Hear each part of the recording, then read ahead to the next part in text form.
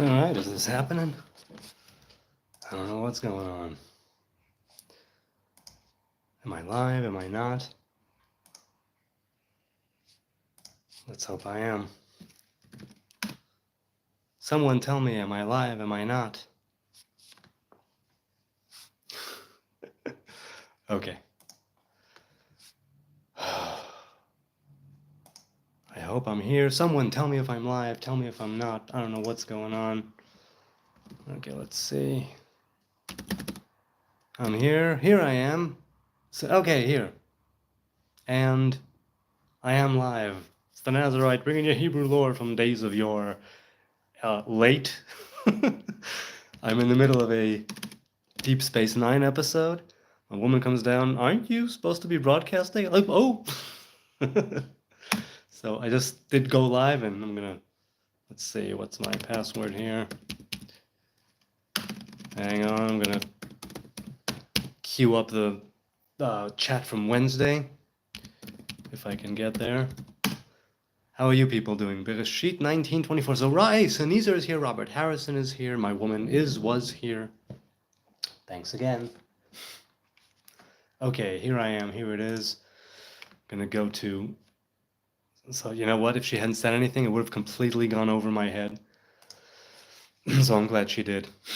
It's a good thing that you have somebody who's on your side there. Robert says the Lord on earth rain fire from Lord. Right, Vadunai imtir esh v'gofrit me'et Adonai min hashamayim. Right, with the Sodom and Gomorrah, Sodom ve'Amorah. And it's interesting that the name there is Yod He Vav He.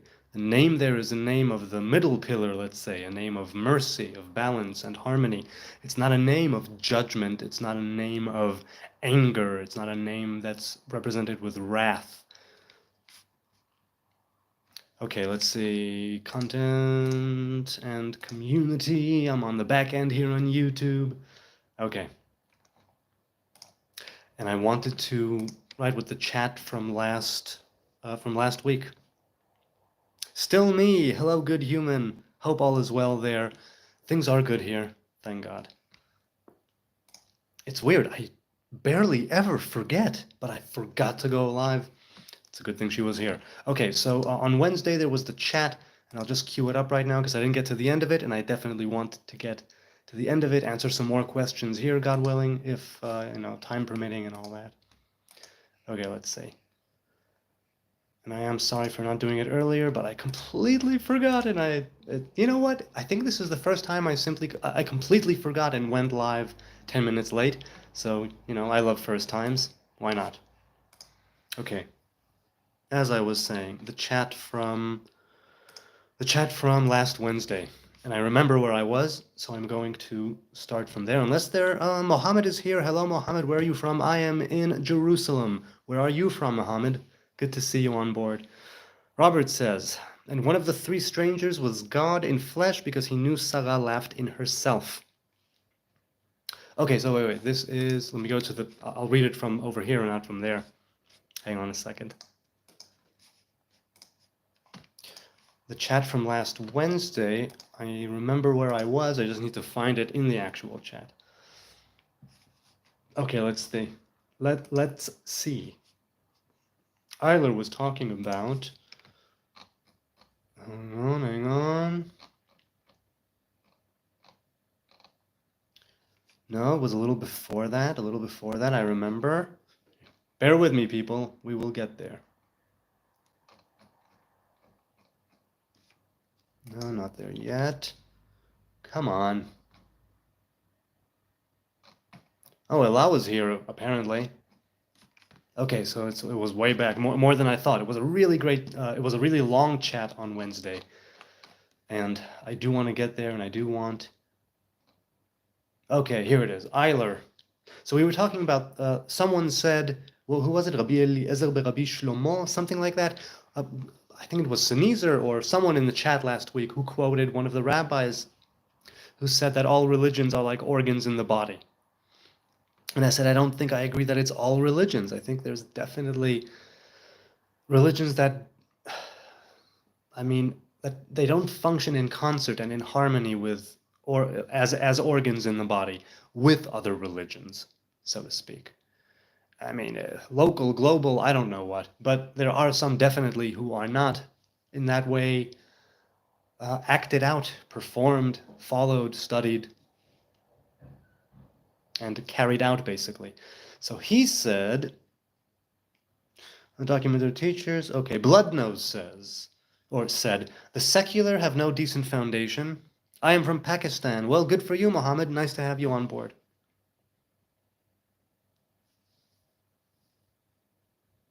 Alagado, is that Greek in the parentheses? Salam alaikum wa alaikum salam, marhaba.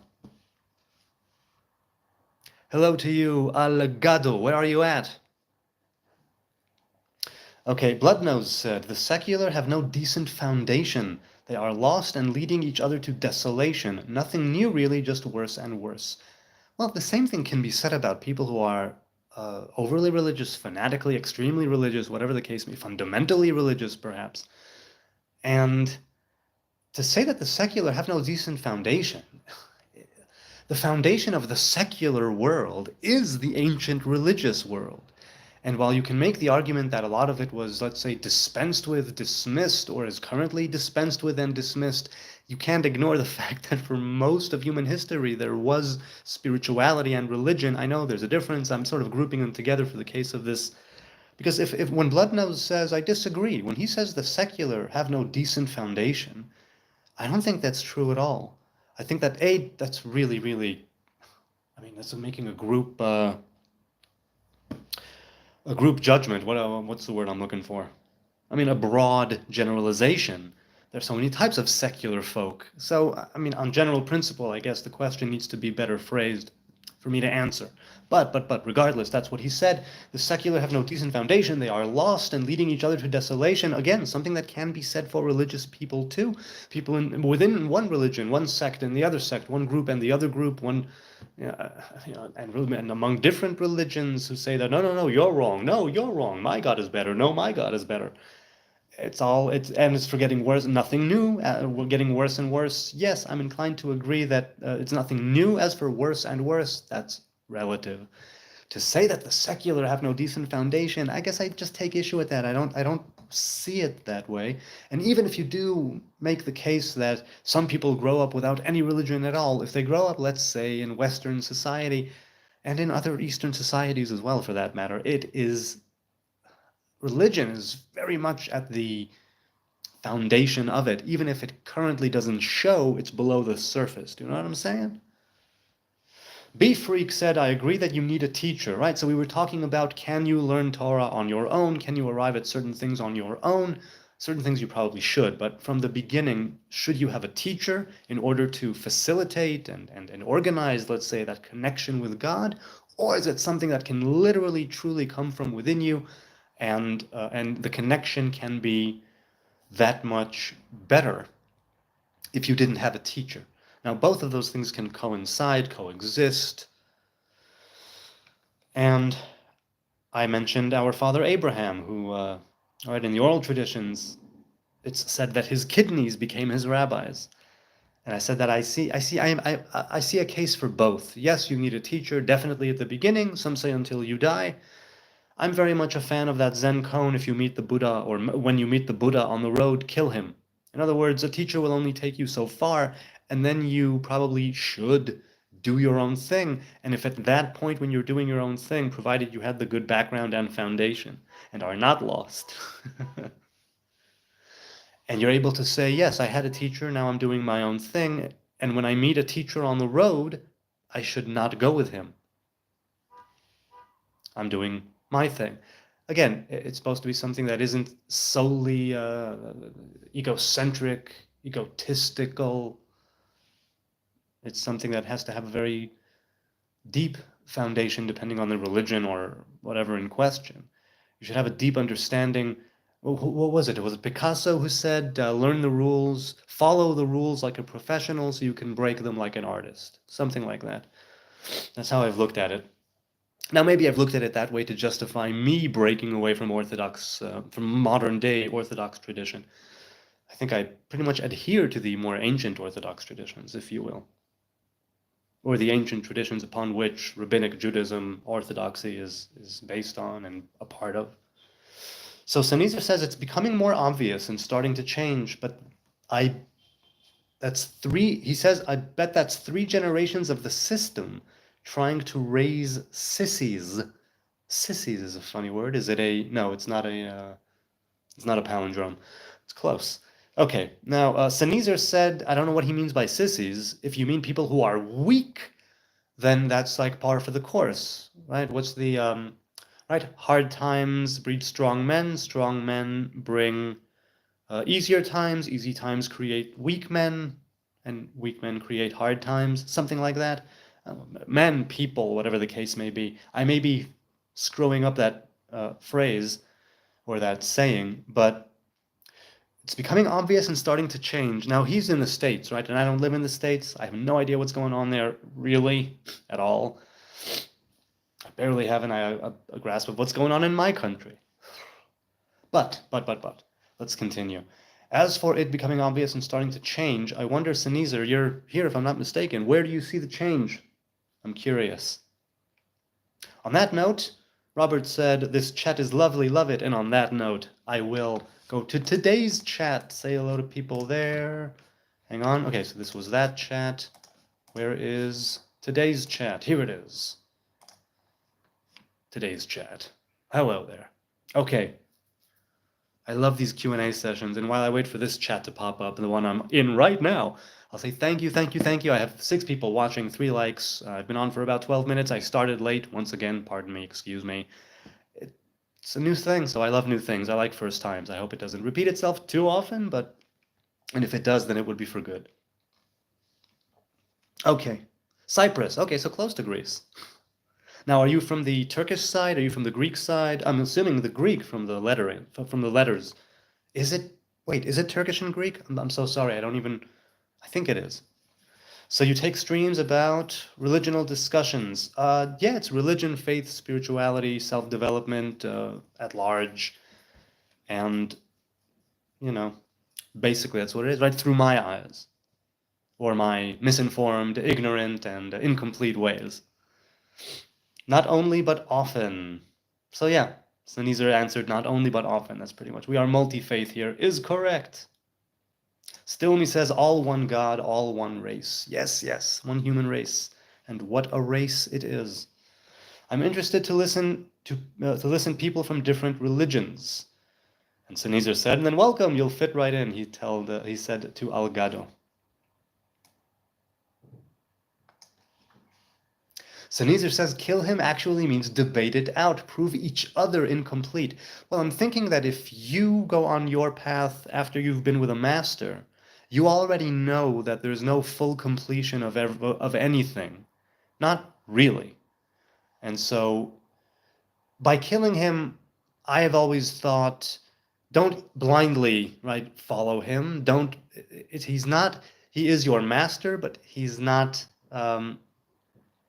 you. I think that kill him means differentiate, right? It's death as transformation, it's death as transition, where, yes, you've had time with the master, and now you're out doing your own thing. And if you meet the master, it's no longer the very same relationship. Something has transformed. You are now you doing your own thing. And the kill him doesn't necessarily mean ignore him, like I said, but it does mean, to me, think for yourself and don't necessarily listen to him. But debate it out, prove each other incomplete is a different way of looking at it. Though I would think that they would both be already aware of their incompletion and the perfection of that incompletion. Much like the Quran. I see. Cool. Algado asks, I've got a question. Was Buddha, well, I'm not a Buddhist, was Buddha a prophet who showed miracles to his tribe and eventually years later people thought he was a god? What do you think? It would be great if you could answer later. So as far as I know, Prince Gautama Siddhartha, later known as the Buddha, was a prince who, according to the story, was raised by his father the king in a kind of walled garden. And later on in life he got out. Now in that garden, He had every comfort and he was not aware of suffering. He was not aware of, let's say, the negativity and the iniquity of the world and the way that it can chew you up and spit you out. And when he did go out with one of the servants, a driver, I don't recall, right, driving the coach, the carriage, or the horse, whatever the case may be, they had laid out a path before him to follow where it would only be young, pretty people, and there would be no age, there would be no death, there would be no. And one time, the gods, or a specific god, I don't recall, but the gods put an old man on his way. And so he was out in one of his strolls or rides from outside the walled garden or the palace, whatever it was, and he saw an old man. And he turns to the servant, driver, whoever it is, and he goes, "What is that?" He goes, "That is an old man." He goes, "Will that happen to me as well?" He's like, "Yes, it happens to everybody." Later on, it progresses that way. Eventually, he becomes enlightened when he sees that there is a lot of wickedness and suffering in the world, and that we all get old and get sick and die. I think that's what it was. Somebody old, somebody sick, somebody dead. I think that was the progression. Not in the same trip. He went back to the palace and he went out later and he saw the sick person. He went back after confronting that. Later on, went out and met with the funeral procession or somebody who is dead, a dead body or a funeral procession, whatever it was. And he began to piece things together. And he understood that this life is not what he thought it was, and he needs to figure it out. Eventually, he reached nirvana, right? The awakening. Oh, what's the literal translation of nirvana? I forgot. I used to know. So, a prophet, I don't know if he prophesied anything. He spoke, right, noble truths, right? There are, what, 8 noble truths in Buddhism, or is it the 8-spoked wheel representing 8, what is it? People who are into Buddhism, fill it in, because I did some research on Buddhism long ago, and I've spoken to a couple, again, long ago. It's been a long time. I remember that I was intrigued by it, and how even though they revere him kind of like a deity, he's not a deity. He is a man. He was a man. He died like a man, poisoned accidentally, I believe, by a meal that somebody had prepared for him. I think that was it. People who know more, please fill me in, fill in the chat until I get there. We'll see. So that's, as far as I know, the story of the Buddha, but I'm not a Buddhist and I've never really studied it in depth. Oh, Sunitha answered, Algado, Buddha was one of the avatars of God, as are you. So the image of God. In a way, I mean, I say image of God, right? I'm following the Hebrew path, and Sunitha says avatar of God. Okay. I'm a Buddhist, says Still Me. And no, he didn't perform miracles per se. Okay, so we've got a Buddhist in the house. So, you know what? It's been such a long time since I've even thought of the prince, right? Siddhartha. Did I do it justice? I mean, I really, really, really shortened it, but did I do it justice? Sunitha says, to Still Me, giving up wealth tends to be miraculous or close. Very, very few do. Sunitha continues, he's a master, claiming, but not yours. We should all be like Buddha, Krishna, Christ. Right. I agree that to some extent we should all be striving to figure it out. Someone claiming to be the Buddha thinks themselves complete. Right. There are people who are Bodhi. Bodhi means enlightened, right? Buddha means enlightened one, I think. Bodhi means enlightened. And we should be striving to enlighten ourselves inside and out, because that's the best thing to expel the darkness. And it also means that when you are trying to enlighten yourself, you will be more cautious and curious, and you will be able to, if you want, and if you choose, to ascertain more closely, more delicately, and thus spread more light. You'll perceive opportunities if that's where you're heading.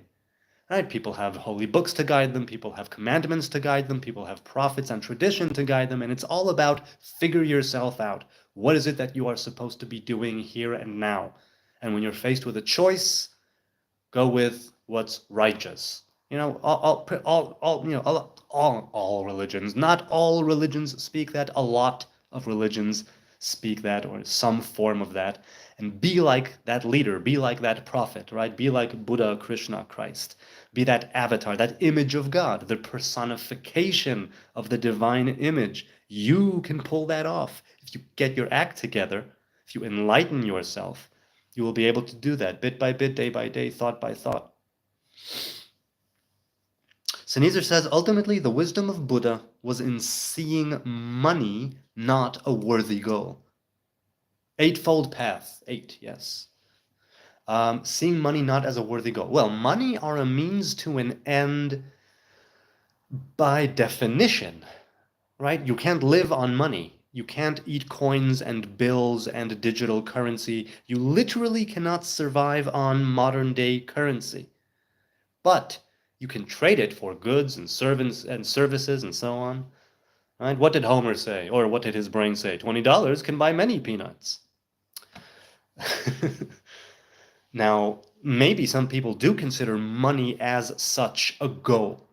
I know that it's been proven many times over that once you are once you are past a certain threshold of wealth, money does zero to add to your quality of life. It's like once you have enough to keep the bill collectors at bay, have no debt, and live foreseeably comfortably, you never know what will go down, but for the foreseeable future and so on. And after that, after you have enough money to put your mind at ease and your spirit more at rest, right? If it's all chaotic about, oh, what about money and my finances? And that's a worthy thing to be worried about, you know, if you're yourself or you have a family, whatever the case may be. Money is something that is a good means to an end. I mean, by and large, right? I'm all for trading and bartering too, if that's your thing. But speaking of money, it can sustain you. It can buy many things that will indeed sustain you. And it can elevate your quality of life. But once you reach a certain threshold, in my mind, it escapes me right now, I don't recall what threshold it was, but there's a certain point where money adds really zero.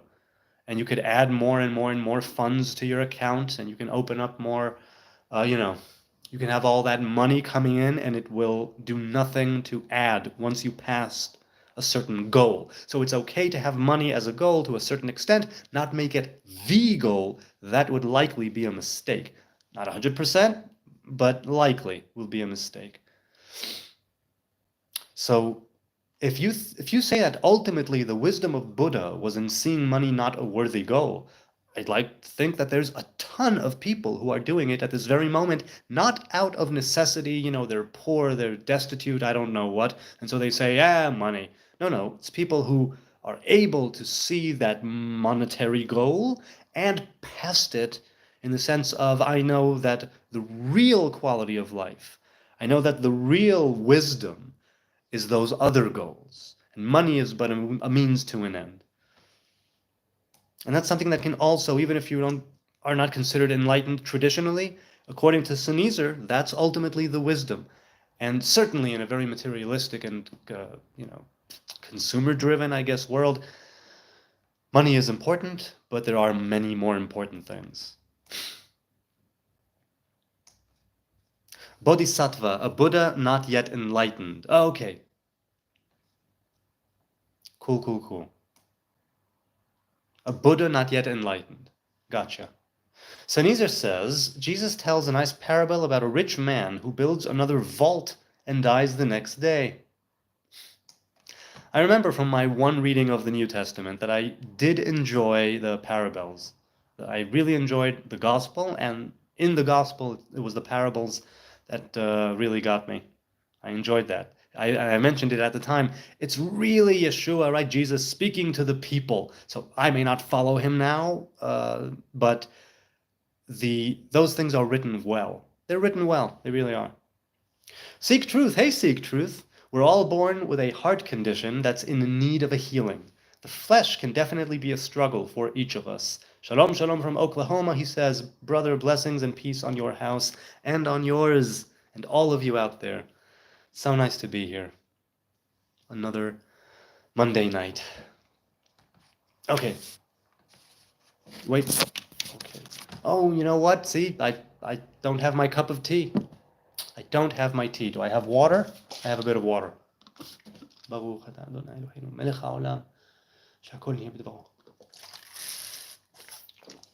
Okay, let's continue. So, well, no, let's not continue. Let's stop on this. We're all born with a heart condition that's in need of a healing. This is an interesting thing. There are those who say, look, obviously we are born, right? Life is a sexually transmitted disease, right? What did Jim Morrison said, and many others, right? Nobody's getting out of here alive. 1 to 5, baby. No one here gets out alive, right? No one here gets out alive, is what Jim said, and it's true. Now, a heart condition that's in need of healing. That's to say that something is wrong with you to begin with. And it's difficult for me to really. I thought that for many years. And there is a part of me that agrees, but I think I like to think of it more as a task, that I'm handed, a job, right, a purpose, rather than simply seeking to heal something that's ill, broken. Oh, pardon me. Like I said, though, I do agree that there is something to that. As for the flesh being definitely a struggle for each of us, yes, it is. It's something that I want to integrate more and more and more. The things that I know I need to leave behind, and the things I need to integrate and make part of my spiritual journey to be able to actually do that again, to discern, to be able to make better choices. All the best things in life are free, said Sneezer, but you can leave them for the birds and the bees. I want money. That's what I want. The Beatles did a nice cover of that in the 60s. Robert said, I couldn't believe when Abraham's servant was so nice to Rebecca's family, mother and brother Lavan, they still wasn't wanting to release her. Wait, I'm assuming that's what you meant to say, because it says they still wasn't wanting release her. I mean, they did. They said, if I'm not mistaken, right, if it came from God, we're not going to stand in its way, in the way of that. But, she'll stay here a short period of time, a month, a year, and then the servant was like, no, tick-tock, tick-tock. Come on. We got to strike the hammer while the iron is hot. Which is true.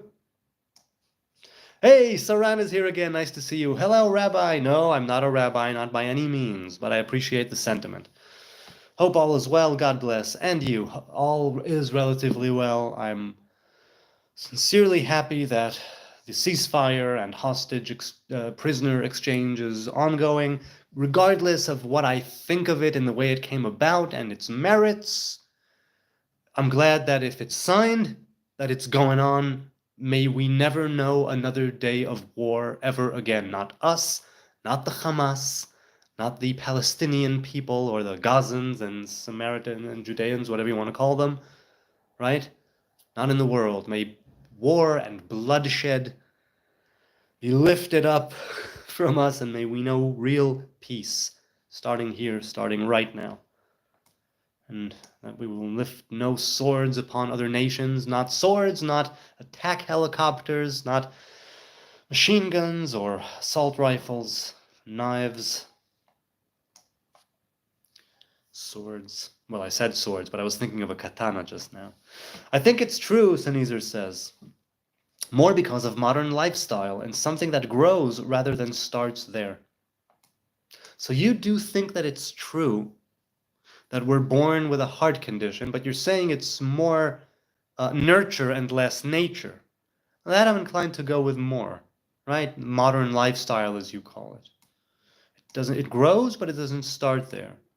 I mean, in that sense of something that grows but doesn't necessarily start there, that's part of the reason why a bar or bat mitzvah is 13 or 12 years old, respectively, right? Male, female, man, woman. And 1 day. 13 and 1 day, 12 and 1 day. Right? The girls come of age earlier because they literally, biologically come of age earlier. That idea of having those 13 years, that it's really just pure ego, me, mine, now. And then, after, when you start puberty, then you're able to take on more responsibility. Because when you are able to, let's say, when you're well on the way to being able to bring life into the world, sexual reproduction, right? And be a creator, like the creator, and emulating it in your fashion, creating that image of God, right? Betzalmo kidmuto, in his image, in his likeness, like it says in Bereshit, in Genesis. From that until you're 13, it's a lot of ego. And then at 13, something changes and you have the capacity, the ability to grow up in a way that wasn't possible before. The biological changes, physiological changes, whatever, they also bring with them a spiritual change, or, it's a chicken and egg thing, I guess. But they both coincide. And something that grows rather than starts there. I hear what you're saying, and that's simply what it threw me to. It grows, and you need to give it its time, because in childhood, it's about you know what I'm saying? Me, mine, now, and that's how it should be to some degree. It gets lesser as you progress towards manhood, puberty, whatever. But infancy and early childhood and later childhood, many things do grow there. And it means that if you are a proper guide, parent, leader in your home, or, the village, whatever it is, and you instill in these younglings the values and the wisdom and the truth, to quote Sennheiser there, it's true, and the truth, then even if it's something that grows up until that time, when the shift happens and when the transformations begin to occur, you will be able to then blossom, let's say, into somebody who is less about the ego. And something that grows rather than starts there, it means that the modern lifestyle, as Sneezer put it, the heart condition in need of healing, the flesh and the struggle that Seek Truth was talking about, that's all something that we are partly born with and partly we are raised into. But we are given the option, the ability to not break free, but integrate that flesh into something that's more spiritual and more purposeful. And that wisdom and the truth and the modern lifestyle, it doesn't have to be something which is a struggle necessarily, not on all fronts. You can take certain things, right, from that modern lifestyle and, much like from childhood, integrate them, which is again why a guide, which is why a guide, a teacher, a master, a parent, whatever the case may be, which is why it is very important. Our sages said in the Mishnah that when you learn things as a child, it's like you're writing on new parchment. And when you learn things when you're older, it's like you're writing on parchment that's been erased.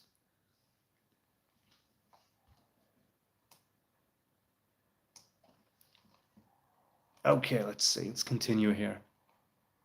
Where were we?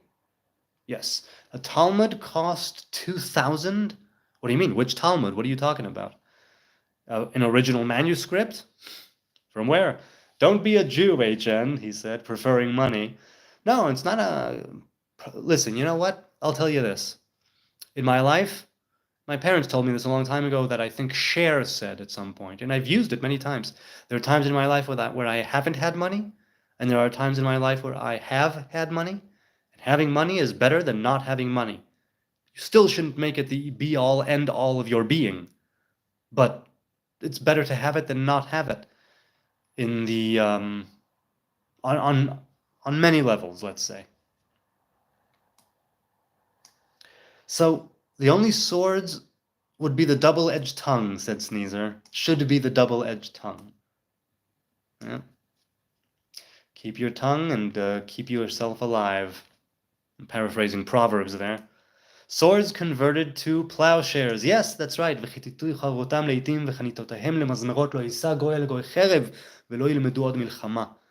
Right? A nation will not take a sword onto another nation, and they will know no war. Saran says, I agree. Peace any day of the week. Yeah, God willing. Hey, Bailey is in the house. Hey, Bailey, nice to see you again. I like that parchment paper analogy. Hey, listen, the Mishnah called Ethics of Our Fathers, Pirkei Avot, the Mishnah there is full of really great wisdom, and some of it is, I guess, not as applicable now, practically. But, I mean, maybe all of it is, but to me, a lot of it is still highly applicable on an everyday basis. People study that Mishnah. Right? That collection of sayings and different proverbs. They study it on a weekly basis, every Shabbos. Some for a half a year, and for a half a year. What is it? It's the anyway. People study it regularly. It is a wonderful Mishnah. I also very much like that analogy. Let's continue with. So hey, you know what? The chat here is. I'm all caught up. Let's continue with the chat from Wednesday. Let's continue with the chat from Wednesday. Where was I? Of course, now it disappeared when I moved over to the other tab. And now I need to find it again. That's okay, I'll find it again. Come on, this computer. Oh, wait, and now I need... See, look at this. Speaking of modern lifestyle. Wait, was there... Did I miss something here? No, I didn't miss something there. We're all good. People, while I once again queue up, search the chat from last Wednesday where I was here. How are you? How has your week started? How are you doing?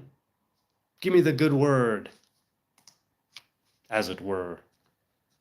Come on already, YouTube. The computer's a little slow. It's not YouTube. I'm sure YouTube is fine. I'm looking at last Wednesday's chat, which was very long, and I only got to about half of it. Okay. So I don't know. Okay, I see where we are now. Cool. Eiler said last week, the story of Hare Krishna saying that God came down, but the ancient people in that story didn't survive God revealing himself to them. Really, did not know that. That's interesting. So in the story of God coming down in the Hare Krishna myth or story or legend, whatever it is, in the text, I'm assuming it's in the text, right? The story, they didn't survive, right? Lo yirani ha'adam v'chai, man cannot see me and live. You can only see certain revelations of God. You can't see the revelation, right? It's analogous. People make the analogy to the sun. You can't stare at the sun without going blind. You can't stare at it directly without going blind or seriously injured, right? But you can stare at the full moon, which is taking the sun and reflecting it. And you can stare at the sun through filters, right, of darkness. Sunglasses, from old film, whatever it was. I really like the term Hebrew. I'm going to use it, as Bloodnose said. Hebrew. That's nice. Sneezer said, of course, it can be a wonderful thing, but I think only Levites and those who learn from wise Levites. So, right, we were talking about in Christianity, right? You have that 144,000 people, and they said that it was 12,000 from each tribe, if I remember that correctly, if the math adds up. And I was saying, people told me, okay, so so I said the tribe of Levi, the 12,000 from those, are they 6,000 and 6,000? Priests and Levites? Are they only the priests? Are they only the Levites? So people, I don't know if, well, I'll see if Sneezer answered me or someone else last week in the chat, if that was answered. If not, answer it now. People who follow the New Testament, or what do you think of it? So Sneezer, if I'm not mistaken, was referring to a certain, let's say, understanding, as he put it. And he said it would be a wonderful thing for everybody to get to, but I think only to Levites and those who learn from wise Levites. One reason I'm here. That's very nice. I appreciate it. I don't know if I'm worthy of it, but I appreciate the insinuation. Sneezer said, self-teaching is usually the best way, not with Torah, to encrypt it. Okay, so, right, I agree. You definitely need a master. You definitely need, At the very least, not even at the very least, definitely you need a master. And self-teaching is usually the best way. There are many people who are autodidacts, right? That's the phrase, that's the term. And they have something in them that is able to, whatever it is that they do, that they have taught themselves, inside, right? Something about them just lends itself to these teachings, be it of something like a musical instrument, or a language, religion, maybe. But with religion, right? He said, not with Torah, too encrypted. And I understand what you mean when you say too encrypted. We spoke of it, obviously, right, last week. That's why it's coming up now. And it may very well be the case with other faiths and religions and ways of life where it's too encrypted for you to figure out on your own. And that's not to saying that you're a failure or you're an ignorant person or you ought to know. It's like, no, there's literally too much. It's like in the Matrix when they need to watch it in code on the monitor. It's like, yeah, there's too much information to decode the Matrix. You got to watch it in code. Something like that, where it's you need to understand that you are, right, a piece of something, a node in a network, a point in a network. And there are those who came before you, there are those who will come after you. Don't teach yourself only at the expense of things that you could have picked up. Right? Like I said, start with a master and then break off and do your thing if you are called to do so. Or you stay with a master until you're dead. People do all kinds of things and go about it in different ways. B-Freak said, it's hard to get a teacher, though, in the modern world. Well, that's where I'm so very thankful that I am a Hebrew man growing up in Israel. I have had so many teachers and masters and rabbis throughout my 40-odd years. I've been very blessed and very privileged to study and learn with some really great minds who not only impart wisdom and teach, but they also encourage you, right? They, depending on where you are in life, give you really good counsel, even if you don't actually carry it out and act on their counsel. They give you good counsel. I had a rabbi who was one of my main rabbis at the time in my yeshiva years, and when I told him I'm about to go into the army, right, I was 20, and I'm about to go into the army, and I wanted to know, I asked him, should I marry before the army, or should I wait until afterwards? And he said, you should wait. So I did basic training, and then I got married, but I didn't wait. I didn't wait. I'm glad I didn't wait. I understand why he told me to wait, and I'm glad I didn't wait. So, hard to get a teacher in the modern world, said B-Freak. I'll bet it is. I'll bet it is. Certainly somebody who really speaks to you, somebody who connects with you, somebody who can talk in a way where you will be listening and soaking it in. There needs to be a great connection there. Not always, but it depends on the individual. I know that with me, with some rabbis, I needed a connection, and with some rabbis, it was very much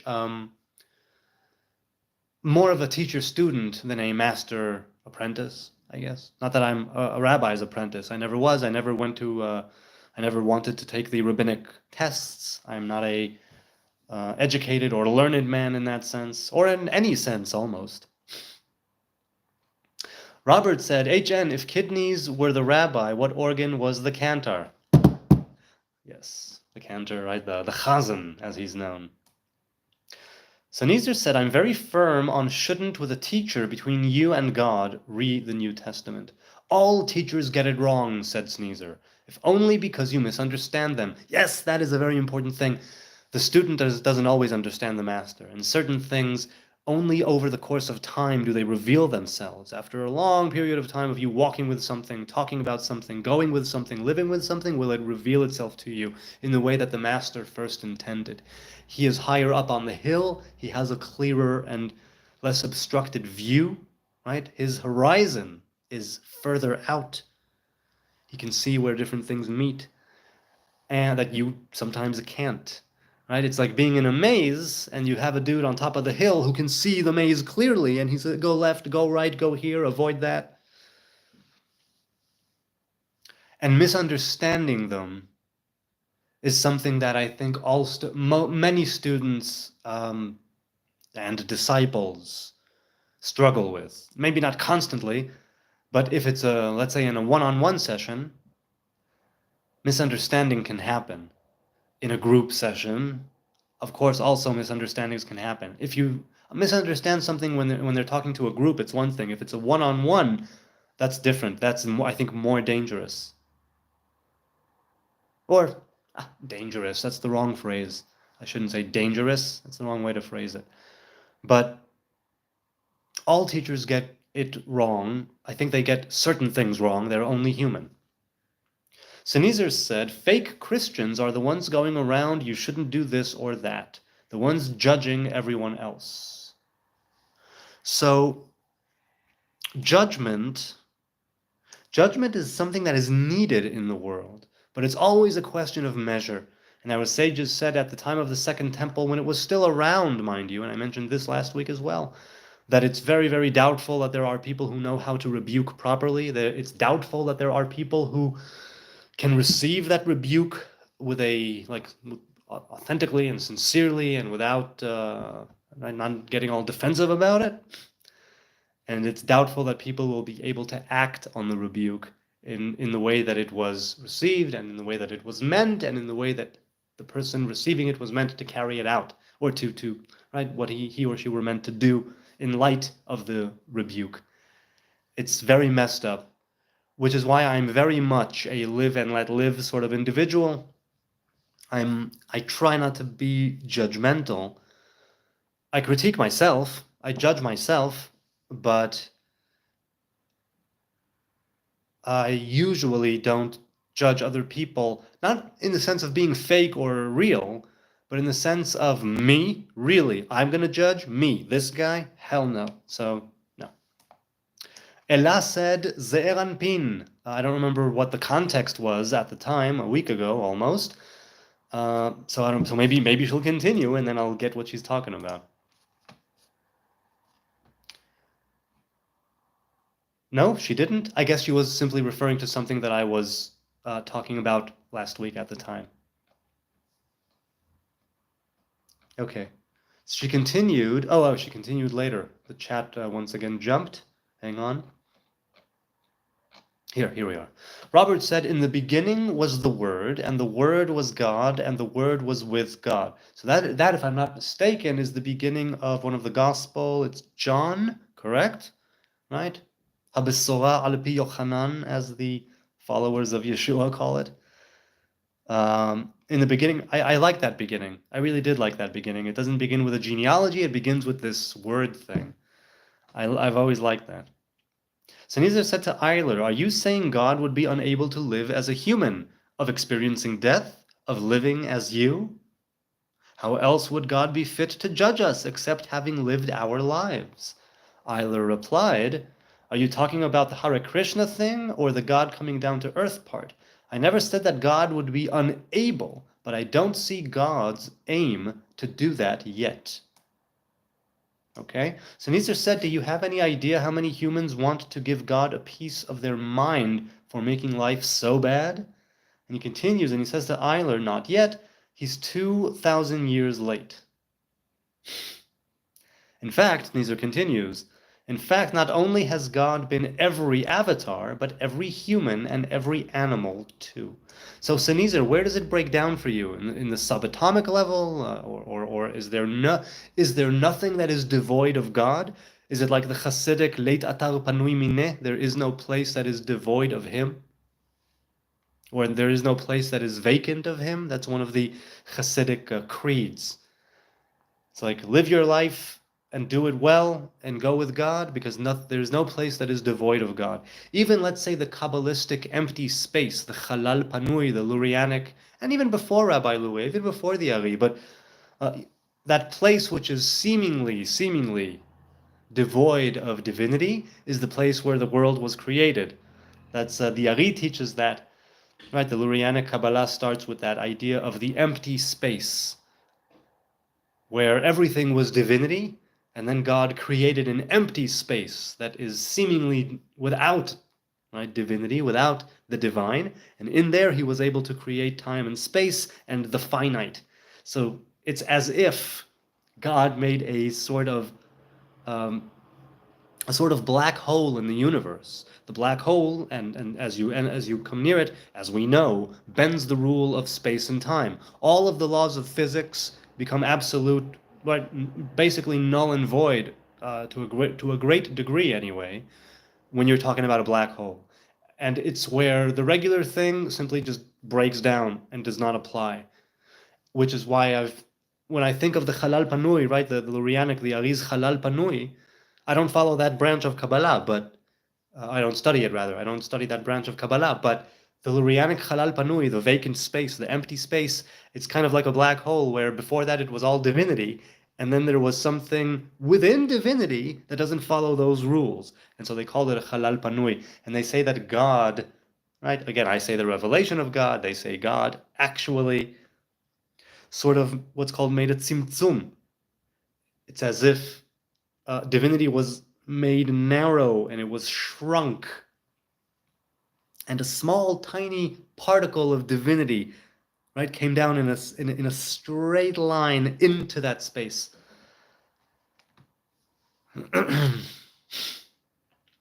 So some people say, right, that God is actually everything. And I say no, I go with the Ramak, right? There's creator and creation, and there's a clear divide between them. Clear, relatively speaking. The divine will never be creation, and creation will never be the divine. There will always be something between us that we cannot reach. From the nature of us being creations and his nature being creator. Either said to Sneezer, if he was here and left, that he's pretty long gone getting cigarettes. Yeah. On that note, let's jump back to today's chat and see how things are doing here. Let's see, where were we? Here we are. Lots of people sun gaze. I used to. Okay, continuously? I mean, for a long period of time? Really? Into the midday sun? People can do that? The analogy still stands, but okay. Lots of people sun gaze. The only time I've sun gazed is by using a telescope to get the light and then project it onto a piece of paper. I mean, back when I was 12, 13, and I even caught a couple of sunspots on that paper. It only specifies from the tribe of Levi, each tribe actually. Okay. So Robert says it will be Levites from all clans, Kohen, Kehat, and other. Well, no, Kohen means priest. The three clans of Levi, not of Aharon, of Levi, the three are Gershon, Kehat, and Merari. Except Dan, I think. Really? Why not Dan? Why not the tribe of Dan? Dan and Ephraim. Okay, so Nizar says, names Judah, Levi, Asher, Zvulun, Gad, Reuven, Menashe, I'm assuming that was supposed to be Binyamin, Naphtali, Issachar, Shimon, and Yosef. Well, Yosef is Menashe and Ephraim. So if Menashe is there, that's Yosef. Yosef is Menashe and Ephraim. If Yosef is there, it means that it's both of them together. And if Menashe and Ephraim are there, it means that they take the place and Levi is not counted. So I don't quite understand, but okay. Ah, yes, Sneezer said that very thing. Menashe and Ephraim split from Joseph. Right, okay, so he said that. Blessings on HN, says Robert. Thank you, I appreciate that. And unto you as well, all of you out there. So much fun to be with you here. I've been on for almost an hour, so I'll stop for a second and say thank you, people watching now, people watching later. I have 9 people and 6 likes, and it's so much fun. I deeply appreciate it, your time, your kind and gentle and patient attention. Thank you for bearing with me with my oohs and ahs and rants and raves, looking up stuff, and it's so much fun. I don't take it for granted that I can sit here in the comfort of my home with a bottle of water and I press go live and you're here and we're having this discussion, and it's so good, especially in these weeks of the Torah portions of the Exodus and right, and the burning bush and the miracles and Israel, right, breaking out of bondage in the next coming weeks. It's a very, very special time, and I'm happy to be here and share it with you, good people. Sneezer says, not waiting gives you something to return to, hope to survive. Oh wait, not waiting gives you something to return to. Not following that. Generally, a soldier, said Sneezer, will fight harder having family at home.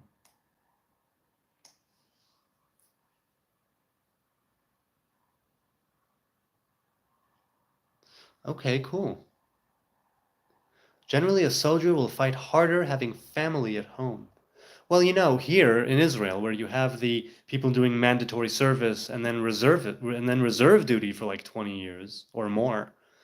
Now it's going to be more because of this war. Point is, the soldiers, many times it's the mandatory service, 18 to 21 or so, that fight, let's say, harder because while they have a family at home, it's not their family, their wife and kids. And the reservists, some of them may definitely do it exactly because I have a wife and kids at home, I'll fight harder. And some of them will say, what? I'm not doing that. I've got a wife and kids at home. You know what I'm saying? Seek Truth says there's a very cool remez in Revelation chapter 7, stringing the names together using their Hebrew meaning. That's nice. Remez means, remez, it means clue, but it's not a clue. It's more of a, like a teaching.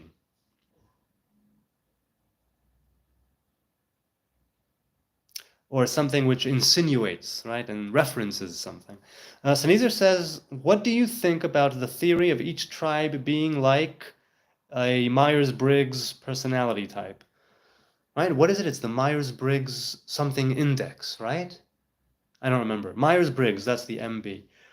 Yes, I do believe that each tribe has their own thing. Traditionally, in Midrash, it's said that each tribe had their own path of prayer in the heavens. In other words, people of a certain tribe would pray in a certain way and be able to have a certain path that their prayers followed. And it also means that they each were connected to a different part of the divine revelation, and they had the ability with their prayers, with their sacrifices, with their worship, with their offerings, with their own tribal essence and manifesting it. They were able to connect to a specific kind of divine revelation and bring about that, right, that unity of the masculine and feminine divine presence in a very uniquely tribal way, right, unique to their tribe. And in doing so, bring something that is not uniquely theirs, but for all creation, down into creation. Different, much like they say that that there were 12 different walls in the parting of the Reed Sea. It says it's said that the water was a wall on the right and the left. And I think it's Rashi who brings a midrash. Maybe it's him and not a midrash. At any rate, there's a teaching that says that there were 12 paths in the Reed Sea, and the tribes did that. Or something close to that.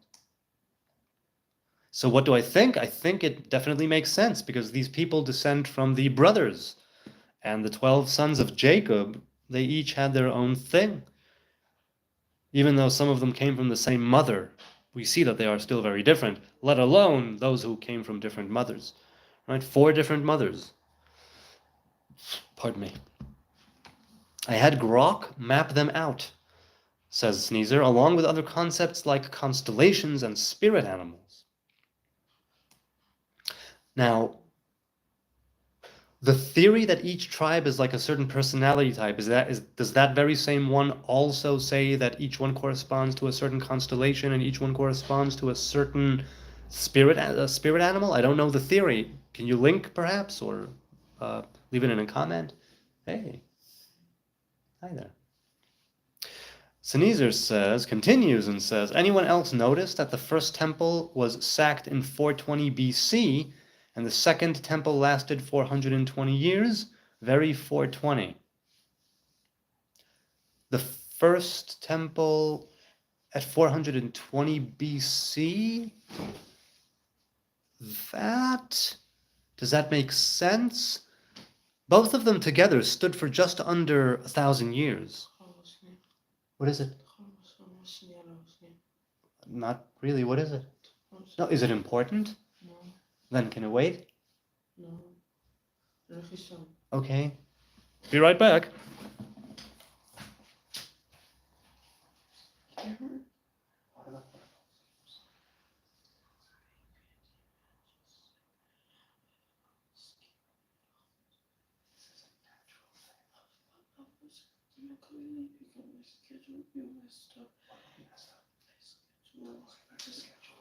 Be fine. Have no fear, my love. It's natural. What's happening is all good. Okay, I'm back.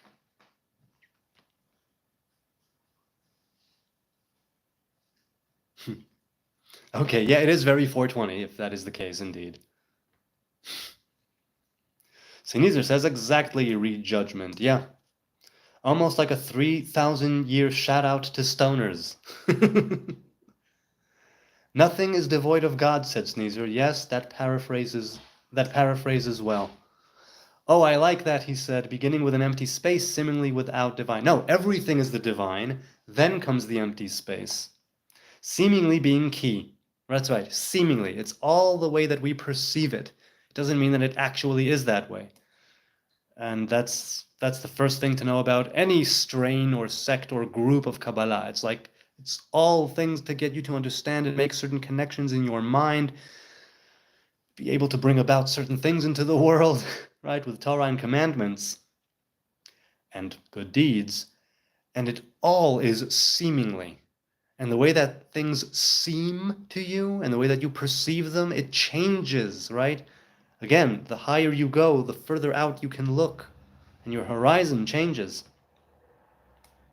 Where you see nothing, there is God, said Sneezer.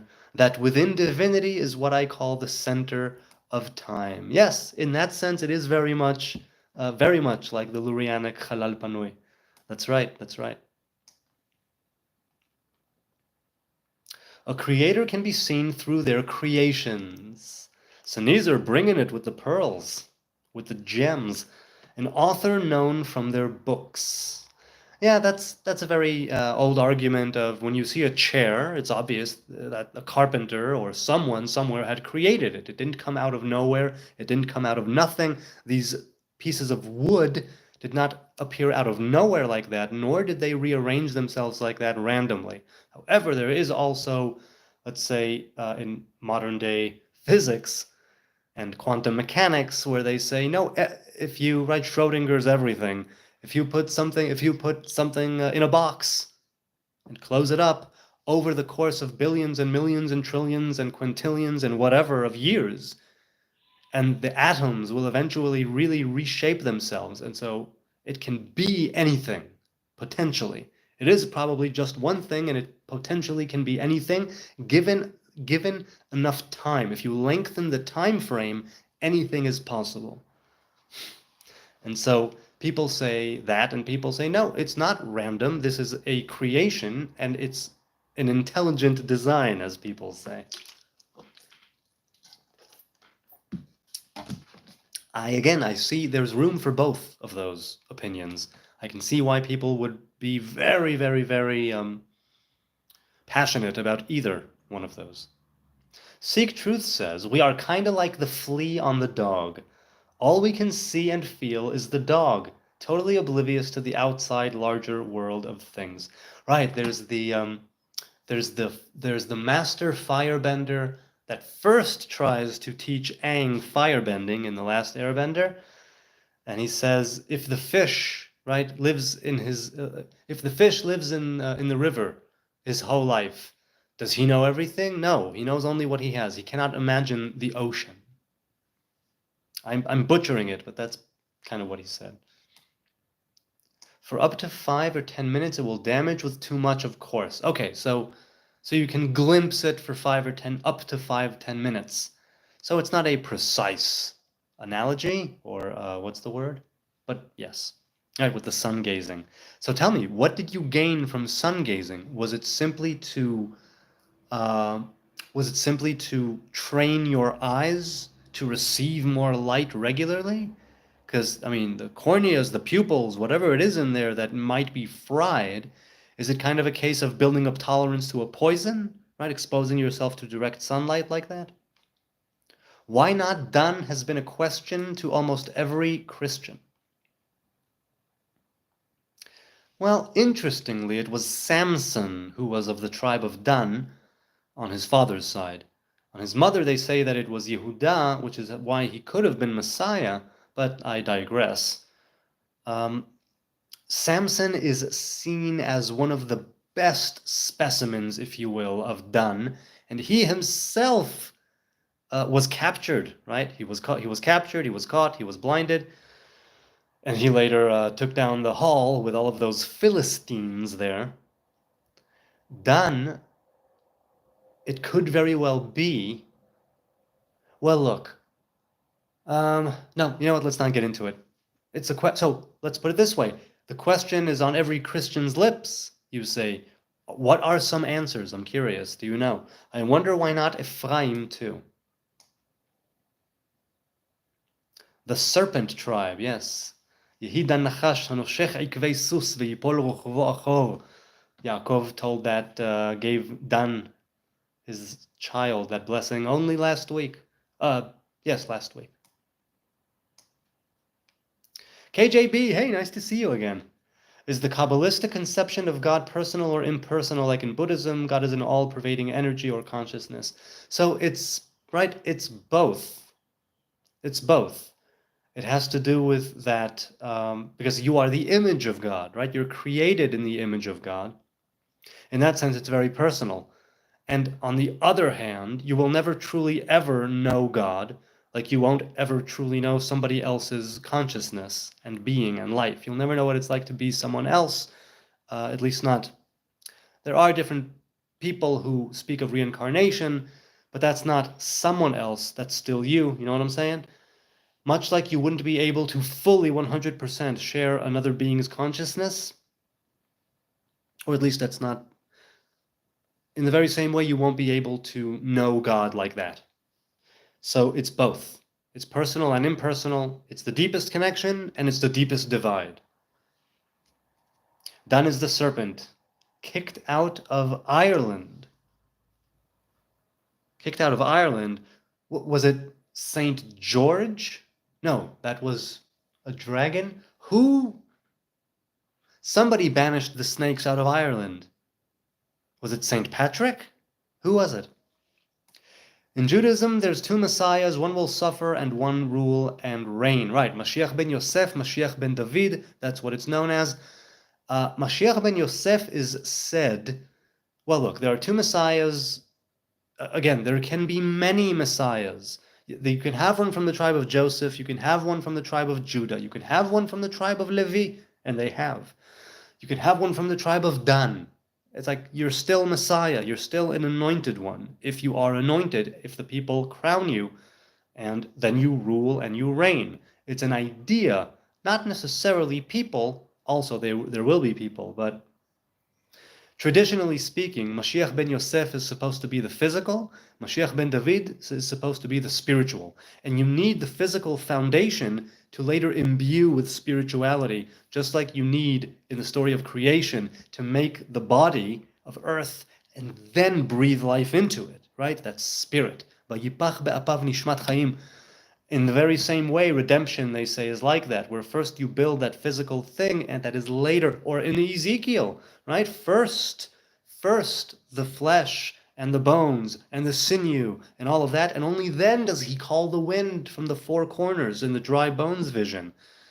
And that is very indicative and very, emblematic of the way that things happen, where, so the two messiahs, it doesn't have to go down like that. He does not have to suffer.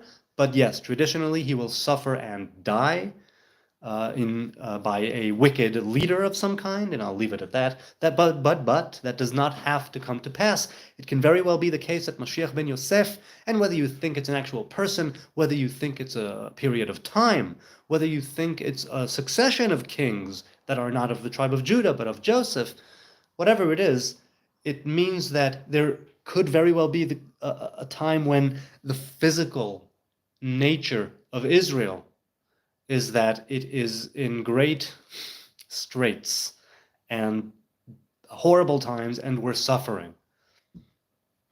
They both rule and reign. They're both messiahs. If they are messiahs, it means that they have been anointed. And if they have been anointed, it means that they were, as kings, that they were either singled out by a prophet and named, or they were agreed upon by the people, and the people crowned them as kings. So one will suffer and one rule and reign. I think it's very quite possible that they both will rule and reign, and neither will suffer. Where Mashiach ben Yosef will be the physical, right, and he will bring a great age of wealth and prosperity, physically speaking, and then on top of that will come a son of David, a king of the house of David, who will then unite all the tribes spiritually, if you will, and usher in that new era, right? Humanity phase 2. So there are two messiahs, but there aren't, because there can be many messiahs. But yes, Mashiach ben Yosef, Mashiach ben David.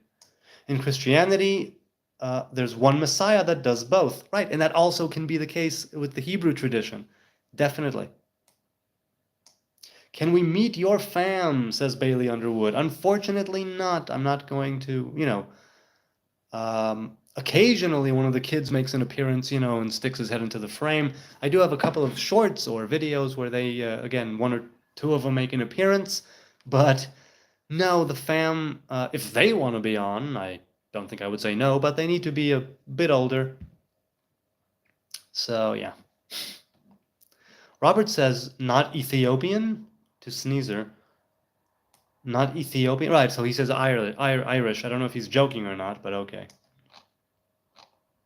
Dan is, wait, hold on. Oh, where was I? Are we talking about Dan? Right, Irish, Ethiopian. So yeah, Shevet Dan. There is Shevet Dan.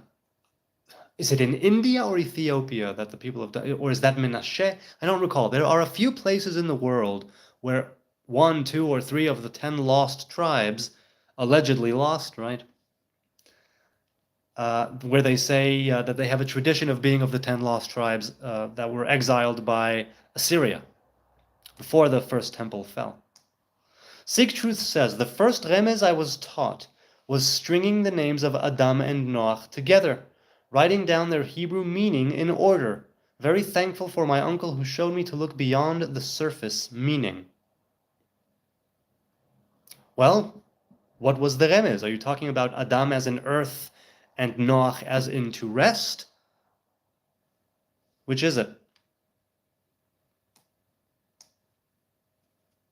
So Nizar said,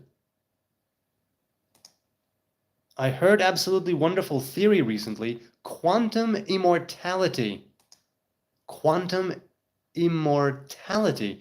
When we die, we just hop to a timeline we survived in. Ha! Oh, the multiverse coming in handy here, huh, Sneezer? Interesting. So Schrodinger's cat would always be alive, while sometimes he hopped timelines. That's interesting. That's a good way to put it. Quantum immortality. But then, what do you mean when you die? Where does that fit in with partaking from the fruit of the tree of life? If you keep hopping from one life to the other, but you do experience death, how does that work? And what will eventually be with the tree of life? Will all of the different timelines converge and move on into the next phase? How do you see it? I need more water.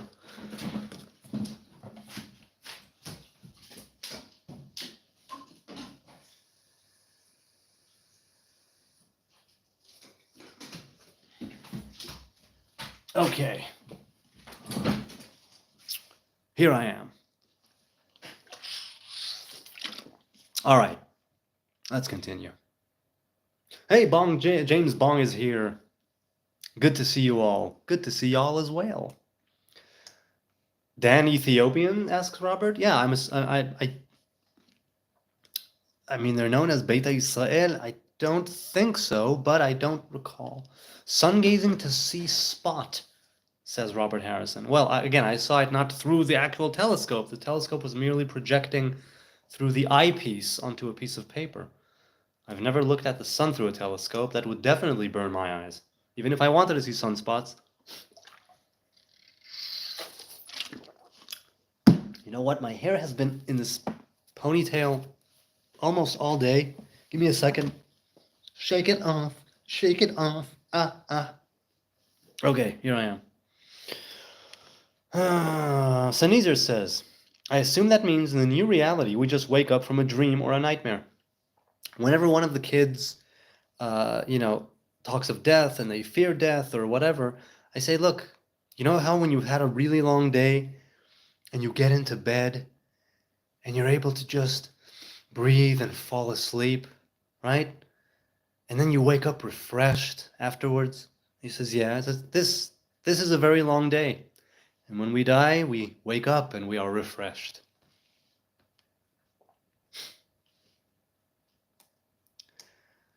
Sunita says it may just all be Danites were wiped out. Could be. I don't know what to think of the 10 lost tribes. I don't know if they did make it, they didn't make it. I know that Ezekiel speaks, and other prophets, right, speaks of uniting the tribes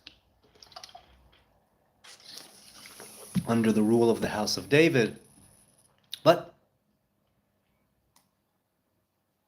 Saint So wait, was it which saint got the snakes out of Ireland? I was proud to vote for Trump for a third time. A third time? What do you mean a third time? Oh, a third time. I'm sorry. He lost to Biden. He lost to Biden? He was running, right? I guess. I don't even remember. Well, yeah, if you say a third time, obviously that was the case. Okay. Hope everyone is having a great MAGA day evening, James Bong says.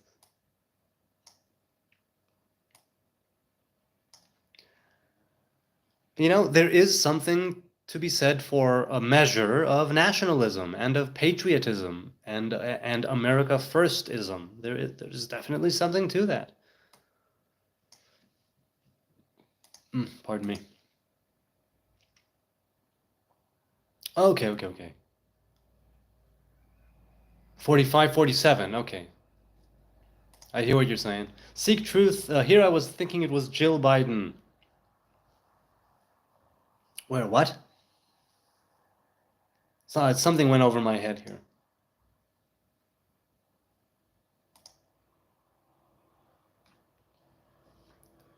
Wait a minute. The chat just jumped once again. YP for his bunhole? What? Can we meet Pinky? Yeah, let's do that. Let's meet Pinky. I mean, again. Hey, Pinky. She's all snuggled up. She's resting.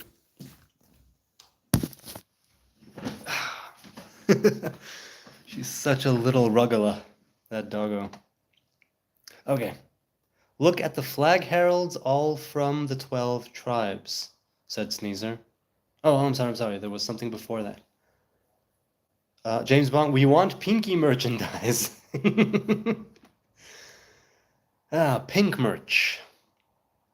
Sneezer says, no, my understanding is done where the Druids migrated to Denmark and into the UK, the snakes. Evening, lad, says Aviel. Wow, it's amazing how the Druids... So what, a Celtic, they became the Celts? Or Druids and Celts, are they the same? I'm assuming they're not the same if you call them Druids and not Celts. But they are from the same area, am I right? The same region. Migrated to Denmark and into United Kingdom. Voila. So Robert says, yes, Ethiopian Jews from Dan. Oh, okay. So yeah, they claim, at least some of them claim, that they are descendants of the tribe of Dan. Now, when they show up here, they effectively join the Yehudim, right? The Judeans, Jews, people of Yehuda, the kingdom of Judah, but they do still keep some of their Ethiopian, right, more ancient traditions. All the timelines converge at the center of time to make world peace, then re-diverge. World peace takes all the futures working harmoniously to bring forth. World peace takes all the futures working harmoniously to bring forth. So it's basically the most difficult thing to bring about in all of creation. That's what you're saying. Ariel says quantum immortality. Gonna start calling you multiverse man from now on. Yeah, I like that too. I mean, I don't know how it practically would work, but I like the idea. Omniverse, please. Where everything that can happen happens exactly once, said Sneezer. Okay. Writing down the names from Adam through the lineage to Noah, and then translating those names into the Hebrew meaning, it creates a very interesting sentence. Now, okay, I may have heard that at some point. I may have heard that. It sort of rings a bell, although I don't remember the teaching from it. But okay, I will maybe do that. Maybe do that when I'm done. When I'm done here. BMXers with dreadlocks, this is your part of the vid, said Robert. So I would be trolling you by calling you Multiverse Man then? He said to Sneezer. Yes. Yes, you would, apparently. You can still call me, well, whatever you want to call me. I've made a lot of vids, said Sneezer, explaining the Omniverse.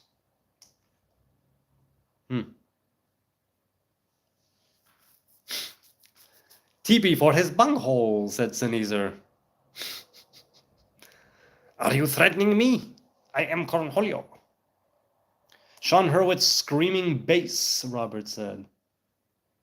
No, Celts were from Reuben. Okay. You know, because of the fleur-de-lis, right? The flower of life. No, not of life. What is it? The flower of what's the translation from the French? I don't remember. Or mandrake. Mandrake. That reminds me of Harry Potter. Okay, then, Ariel said. What about omni-multiverse, man? Can't think of a better alternative. Exactly, Sneezer agrees. It's the most difficult thing to bring about in all reality. Well, good luck to us. Good luck to us. That's all I'll say. Ay. The omniverse is the set of all multiverses.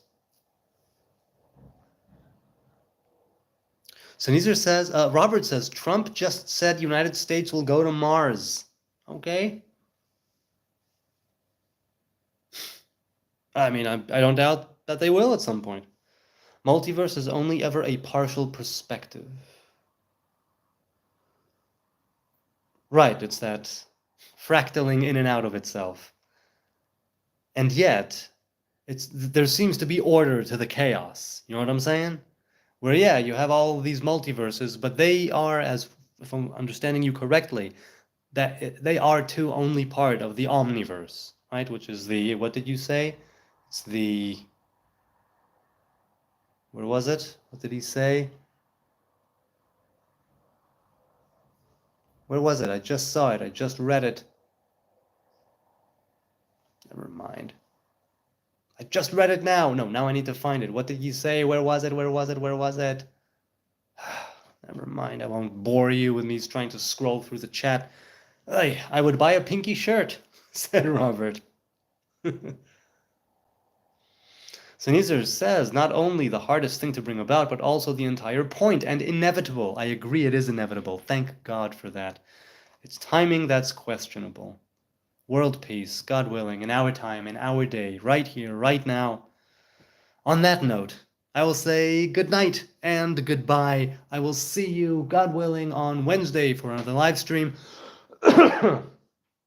And I hope that you, good people out there, will have a wonderful continuation of this week, a wonderful night, a wonderful day, wherever you are. The chat will continue. We can continue in the comments after this as well. I'll put it from private to public, in a matter of like a few seconds. And I think I'll be in the chat a little bit, maybe not.